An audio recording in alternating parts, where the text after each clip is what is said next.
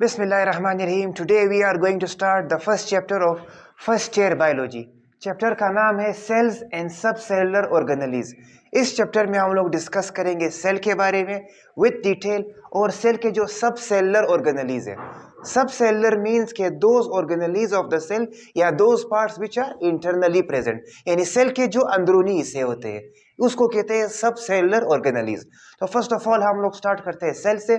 बहुत सारे definition cell के हुए हैं, ठीक है, लेकिन कुछ साइंटिस्ट ने उसको ये कहा है कि cell is the building blocks of life. Some कहते हैं कि the structural and functional unit of life. So these all are correct, सब सही है। आप लोगों ने इसको क्लास 9 में भी पढ़ा होगा, ठीक है। तो यहाँ पर मैं इसके दो बेसिक्स बुनियादी जो डेफिनेशन है यहाँ पर I have written here. Cells are the basic building blocks of life. जिंदगी की सबसे बुनियादी ब्लॉक्स या इकाई भी यही है, या they are the structural and functional units of life. These both definitions are correct. अब आते हैं कि cells exist in various sizes and shapes. Cell जो है वो एक ही शेप में या एक ही शक्ल या साइज में हमें नजर नहीं आते हैं, वो मुख्तलिफ डिफरेंट साइजेस एंड शेप्स में वो एग्जिस्ट करते हैं ऑल ओवर द यूनिवर्स। फिर आते हैं कि they perform a variety of functions. Cell की एक सबसे बेसिक बात ये भी है कि वो बहुत सारे काम करते हैं, okay. Any one cell performs different functions of life. अब वो डिफरेंट फंक्शंस क्या है, यहाँ पर मैंने कुछ आपके सामने यहाँ पर पेश किए हुए हैं। नंबर 1 मूवमेंट, एक जगह से दूसरी जगह जाना, ये भी सेल की वजह से है। Number 2 respiration, the break down of glucose, या हम लोग ये भी कह सकते हैं the cellular break down of glucose, जिससे हमें एनर्जी मिलती है। It is also carried out by cell. Number 3 हमारे पास आता है होम्योस्टेसिस। ये क्या है हम लोगों ने डिस्कस करेंगे इंशाल्लाह, या जो हमने क्लास 10 में आप लोगों ने पढ़ा होगा, the maintenance of internal body conditions. हमारे बॉडी में जब हम अपने बॉडी में वाटर या साल्ट की जो मेंटेनेंस की जो अमाउंट को हम लोग बराबर रखें या नॉर्मल रखें, दैट इज कॉल्ड होम्योस्टेसिस। फिर आते हैं हमारे पास ग्रोथ, ओके, बढ़ना, reproduction, the increase in number, okay. Growth और रिप्रोडक्शन में क्या फर्क है?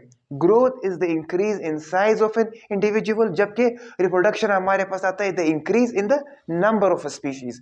फिर आते हैं हमारे पास excretion, the removal of waste from our body, metabolic waste. आखिरी हमारे पास आता है न्यूट्रिशन, ओके, यानी ग़िज़ाइयत, the process of obtaining nutrients. So ये सारे जो हमारे प्रोसेस है ये सारे कैरी आउट करते हैं सेल, ये सब काम करते हैं। अब सेल की जो सबसे बुनियादी बात यह है, हमारे पास आता है सेल थ्योरी। सेल थ्योरी आप लोगों ने 9th क्लास में भी पढ़ी होगी, लेकिन here we will discuss a little bit different या कॉम्प्लेक्स, क्योंकि हम लोग आगे जा रहे हैं, ओके। सेल थ्योरी को सबसे पहले हम लोग ये भी कहते हैं कि it is the fundamental concept of biology. Biology में जो सबसे बुनियादी कंसेप्ट या थ्योरी है या कोई भी नजरिया है, दैट इज सेल थ्योरी। इसको सबसे पहले प्रपोज किया था रॉबर्ट हुक ने इन 1665। ये आप लोगों ने पहले भी पढ़ा होगा कि he observe the thin pieces of cork, दरख्त का जो बाहर वाला हिस्सा है छिलका, उसने इसको सिंपल माइक्रोस्कोप में इसने ऑब्जर्व किया, एंड उसने इसको ऑब्जर्व किया और उसने उसमें एक और चीजें भी इसने ऑब्जर्व की। ही ऑब्जर्व लाइक हनी कॉम। उसने कहा कि द कॉर्क, जो दरख्त का बाहर वाला हिस्सा है, ये बिल्कुल हनी कॉम, यानी जो शहद के जो for example small room like structure होते हैं जहां पर शहद बनती है, ओके, उसने कहा था बिल्कुल हनी कॉम की तरह नजर आता है। और उसने ये ऑब्जर्व किया था इन हिज मोनास्ट्री। मोनास्ट्री का मतलब क्या है कि उसकी जो खामखा यानी उनकी जो मदरसा होता है, ठीक है, ईसाइयों की या क्रिश्चियंस की। फिर आते हैं हमारे पास स्मॉल रूम्स, और उसने कहा था कि the honeycombs look like, बिल्कुल स्मॉल रूम, बिल्कुल छोटे कमरों की तरह थे, जिसकी वजह से उसने इन कमरों को नाम सेल्स दे दिया। So the name cells was proposed by Robert Hooke. फिर उसके बाद रॉबर्ट ब्राउन है जिसने न्यूक्लियस डिस्कवर किया। खैर यहाँ पर आप लोगों को यहाँ पर रॉबर्ट ब्राउन के बारे में जिक्र नहीं हुआ है, डायरेक्ट हम लोग गए श्लाइडन के पास जो एक जर्मन बॉटनिस्ट था।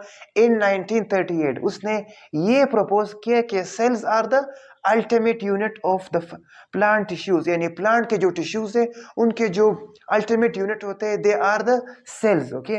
फिर उसके बाद आए Schwann, he propose a small theory, he was a German zoologist. उसने ये प्रपोज किया कि एनिमल सेल्स में सेल वॉल नहीं होते हैं, animal cells lack cell wall, ये एक यूनिक स्ट्रक्चर है which is only present in plant cells. पर उसने कहा था कि सेल वॉल की जगह animal cells are covered by a membrane, and he named that membrane cell membrane. Apart from cell wall, inside the plant and cell are identical. And he observed, उसने एक और चीज भी ऑब्जर्व किया। उसने कहा कि सेल वॉल के अलावा सेल वॉल के अलावा बाकी plant and animal cell are identical from inside. अंदर से प्लांट और एनिमल सेल बिल्कुल सेम है। अगर आप लोग सेल वॉल की जो डिफरेंस है उसको रिमूव करें, एक्सक्लूड करें, plant and animal cell are identical from inside, okay, और कोई डिफरेंस नहीं है। आगे चलते, फिर हमारे पास आए एक रुडोल्फ विर्को 1885 में उसने प्रपोज की, आप लोगों ने omnicellular e cellular, ये उसकी एक थ्योरी थी। ही प्रपोज की new cells arise from the division of pre existing cells, okay. ओमनिसेलुलर ई सेलुलर, इसका मतलब क्या है कि जो नए सेल्स है, पुराने सेल जो पहले से मौजूद होते हैं उनकी ही वजह से या उनकी ही वजूद से नए सेल्स हमारे पास आते हैं, ये उसने प्रपोज किया। तो इसके बाद यहाँ पर सेल थ्योरी खत्म हो गई। फिर हमारे पास आता है कुछ फंडामेंटल या जो मेन पॉइंट्स होते हैं ऑफ सेल थ्योरी, वो ये आ गया आखिर में कि cell is the fundamental unit structure and functional of living cells. Cell हर जिंदगी का सबसे फंडामेंटल, सबसे बुनियादी इकाई है ऑफ द स्ट्रक्चर, जो उसके स्ट्रक्चर को बनाते हैं, या फंक्शन जो उनके ऑर्गन्स जो काम करते हैं, ठीक है, ये उसकी सबसे बेसिक फंडामेंटल यूनिट है। दूसरी बात क्या थी कि organisms are composed of one और मोर देन वन सेल्स। जितने भी जानदार होते हैं उनकी बॉडी में, हर लिविंग थिंग की बॉडी में there is composed of one या more than one cells, okay.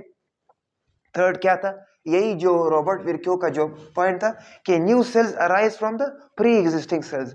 जो नए सेल्स होते हैं वो पहले से मौजूद सेल की वजह से ही उनकी वजूद या वजूद में आते हैं। अब आते हैं कुछ वैलिडेशंस, ओके। वैलिडेशंस का मतलब क्या है कि सेल थ्योरी की फर्दर जांच पड़ताल हो गई कि ये कहाँ पर वैलिड है, where can we apply cell theory. तो यहाँ पर कुछ पॉइंट्स थे कि whenever cells are removed tissues can survive for short periods. अगर हम लोग टिश्यूज से सेल को रिमूव करें, कम देर तक वो जिंदा रह सकते हैं। ये था पहला वैलिडेशन। दूसरा ये था कि anything smaller than cell has been found independently के सेल से छोटा इस कायनात में या पूरी यूनिवर्स में एनीथिंग जो सेल से भी छोटा हो, अभी तक कोई भी चीज जो खुद मुख्तार हो, विच कैन लिव इंडिपेंडेंटली, अभी तक कोई चीज वजूद में नहीं आई है। थर्ड पॉइंट क्या था कि एक्सपेरिमेंट्स किया फ्रांसिस्को रेडी एंड पेस्चर ने। उन लोगों ने अपने एक्सपेरिमेंट्स ये प्रूव किया कि cells can not grow when they are in sealed और sterile condition.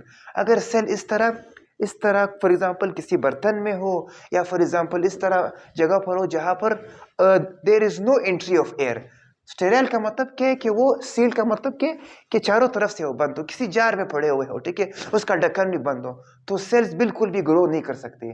These were the validations of cell theory. अब लास्ट जो हमारा पास आता है वही है एक्सेप्शंस ऑफ सेल थ्योरी के सेल थ्योरी हर जगह पर अप्लाई नहीं होती है। कहाँ पर सेल थ्योरी अप्लाई नहीं होती है? जहां पर cell theory is not accepted, जहां पर सेल थ्योरी अलाउ नहीं है या मना है। सबसे पहले viruses, they are exceptions to cell theory. Virus पर बिल्कुल भी हम लोग we can not apply cell theory. वजह क्या है? Because they are acellular means कि they have no cell machinery. ये सिर्फ उस वक्त जिंदा रह सकते हैं whenever they are inside the host cell, okay. So cell theory we can not apply to viruses. दूसरे नंबर पर आते हैं हमारे पास वायरॉइड्स को हम लोग प्राइम्स भी कह सकते हैं। They also belong to the virus family. इनका ताल्लुक वायरसेस के ही साथ है। वो भी बिल्कुल also behave same as viruses. इनका जो बिहेवियर है बिल्कुल वायरसेस की तरह होते हैं। They are also exception to cell theory. Cell theory हम लोग वायरॉइड्स पर भी अप्लाई नहीं कर सकते, या प्राइम्स भी हम लोग इसको बोलते हैं। Why? Because they are also acellular. Third point से कि जो हमारे रेड ब्लड सेल्स है या सीव ट्यूब सेल्स हमारे फ्लोएम जो टिश्यू है वहां पर जो हमारी vascular bundle xylem and phloem से इसके साथ ताल्लुक है कि हमारे जो रेड ब्लड सेल्स है या sieve tube cells they lack nuclei, उनमें न्यूक्लियस नहीं है, so they can not divide to form new cells. वो फर्दर उनकी तकसीम नहीं हो सकती है कि वो और सेल्स बनाए। नंबर फोर्थ, बैक्टीरिया, साइनोबैक्टीरिया, जो हमारे प्रोटोजोन्स है हमारे पास, जो हमारे पास प्रोटिस्ट फर्स्ट जो किंगडम मोनेरास, जिनका हमारा जो 5 किंगडम सिस्टम में जो फर्स्ट किंगडम से बिलोंग करते हैं, bacteria and blue green algae, they lack well organised nucleus. हम कह सकते हैं, हमने पहले भी सुना था क्लास 9 कि they are prokaryotes, they do not have a well organised nucleus. That's why they are excepted to, वो भी सेल थ्योरी में नहीं आते हैं। उनके बॉडी में bacteria and cyanobacteria only have chromosome, जो उनके डीएनए के साथ लिंक होता है और बाकी साइटोप्लाज्म के साथ, और दूसरा उनके बॉडी में और कोई भी इस तरह चीज नहीं है।